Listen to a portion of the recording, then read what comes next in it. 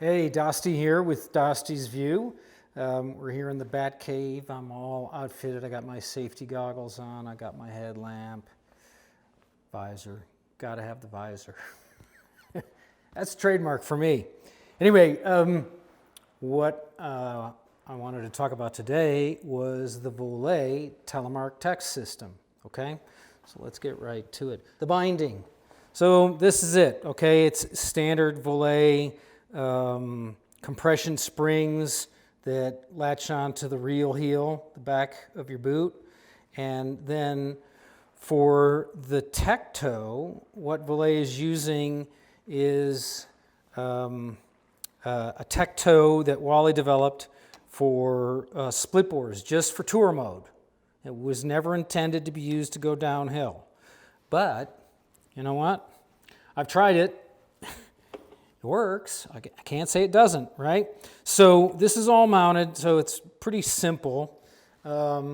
Classic, ultra lightweight. The whole binding is 2.5 pounds per pair, so 1.25 pounds per foot. It's light, okay? So it's this basic thing with a closure like that. Really simple, and I'll show you how you get into it later. Because for me, that was one of the big concerns. That my first time around on it, it was kind of very fiddly to get into. But there's some technique and shortcuts that make it pretty easy. Anyway, oh, and then associated with this, as with any tech binding, right here, there's a crampon slot. So they put for as simple as it is, it covers an awful lot of what you need and want in a mountaineering telemark binding. Lightweight, simple. I think it's durable. Okay, then this is all on a base plate that uses the classic 4-hole pattern on the outside perimeter and adds 2 holes forward of the rear ones by 1.25 inches on center. And when I first looked at this, I thought, wow, this is cool. This is like so simple. And if I don't like Voile's ultra simple tech toe, I can put whatever I want on.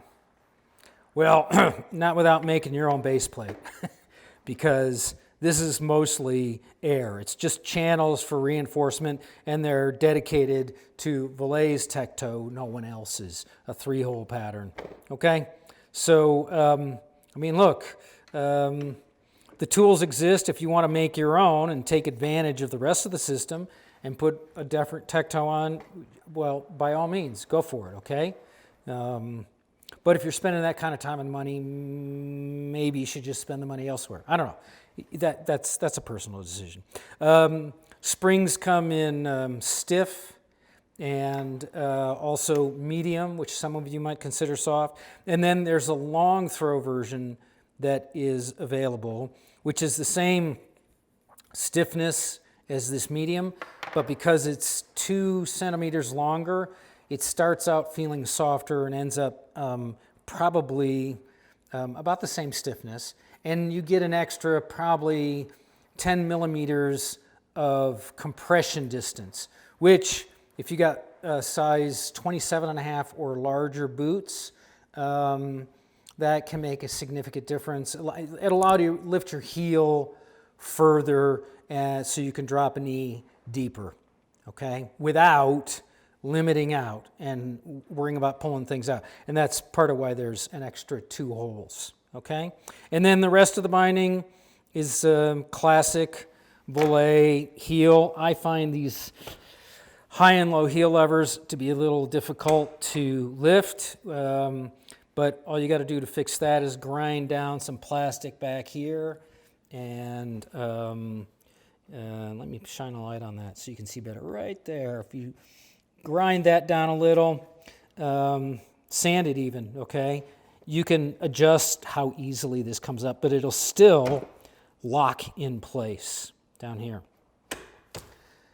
Now, the thing that was kind of difficult initially was getting in. So I'm going to move the camera here, and hopefully everything is going to line up where I predefined it to line up. Okay, so you can see the toe there. All right, and I'm going to show you how I first tried to get into this thing. The first time I tried to get into it, I would line up my pin on the stationary, my insert on the stationary pin,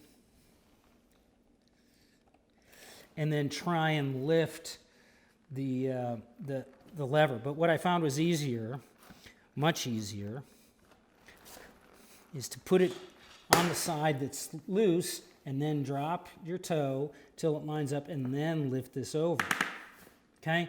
But once again, you're doing the classic Telemark bend over thing. Oh my goodness, can't we get past that? Well, Wizard of the Wasatch, Bob Athey, pointed out that you can just use a pole and you line that guy up and then it lifts up real easy and you don't have to bend over. So, pretty cool. By the way, this pole lever, this pole handle you're seeing here, that's Voile, and it's done so that it's flat like that, so you can scrape snow off as it builds up when you're skinning. That's the technical minutia, all right? The real question boils down to, I think it's a good, solid binding. I've skied it.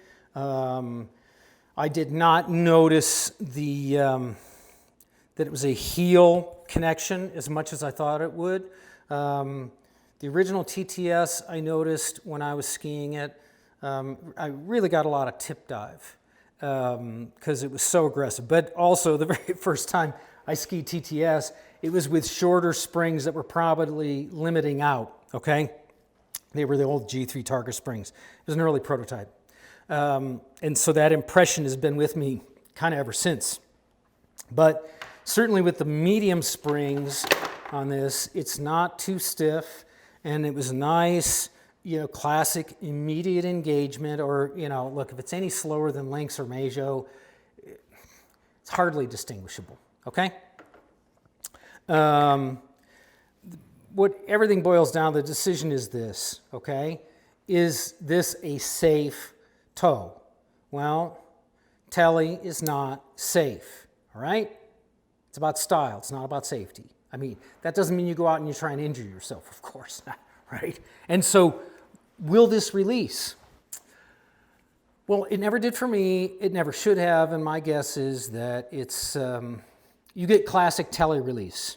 You might, but don't count on it, all right? Do not count on it. So I think the next thing is, will it hold when you don't want it to let go, like you're in something steep? And you know what, I got to admit, without more time, okay? Now, if I had a lot more time, a whole season on this, and I've been doing bumps and steep runs inbounds and things like that, then for sure, of course, I might trust it. At this point, I'm reluctant, okay? And I understand that's probably your impression too. But if you're not planning on doing the rad, and you're just going out for, you're hunting powder, you're doing a good or a nice spring tour, whatever, okay? But you're not going for rad conditions, man, this is lightweight, and it's only $370, okay? I'm sure you can probably get it for less. That's manufacturer suggested retail price. But probably with shipping and tax, it's still $370, right?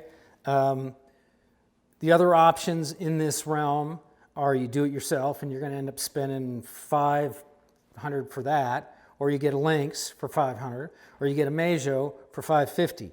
And if safety is your concern, then you should be looking at Meijo because they do tout releasability, and at the Rotterfeller Freeride because that is a proven releasable NTN binding, but it's not good for touring. It's heavy and it doesn't have much range of motion. So, the reason you go tech is because you want that touring versatility. I agree. I mean, I'm a backcountry skier first. I'm a Telemark skier second.